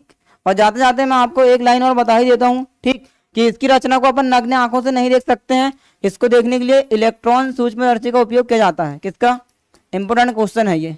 इलेक्ट्रॉन सूक्ष्मदर्शी का उपयोग किया जाता है, ठीक है ना। और गैसों का विनिमय कौन सी विधि से? तो परासरण विधि से। क्लियर है भाई इतना? अगर क्लियर है तो आप फटाक से मुझे जानकारी दोगे यस करके, फिर हम क्लास को यहीं पे ऑफ करते हैं। इसके बाद जो क्लास रहेगी आपकी मैथ्स की क्लास लगने वाली है, जिसको आप अध्ययन कर रहे होंगे नवीन सर के माध्यम से, ठीक, जो पिछले 15 वर्षों से सिर्फ रेलवे के लिए काम करते हुए आ रहे हैं, ठीक है ना भाई। तो बताइए कैसा लगा आपको आज? जल्दी से आप मुझे कमेंट्स करके बताओगे, क्योंकि समय थोड़ा सा ज़्यादा हो गया है, ठीक। बाकी मज़ा आया होगा आपको, तो फिर आप कल फिर आइएगा इसी समय। तो डन है ना भाई इतना? ये देखो, ये अपना काम का नहीं है, इसको आप लिखोगे नहीं। हाँ, sorry।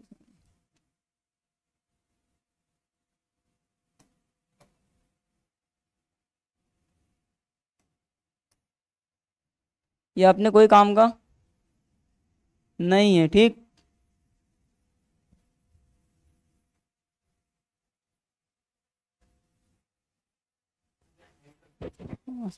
ठीक है भाई, ठीक, कल मिलते हैं फिर अब।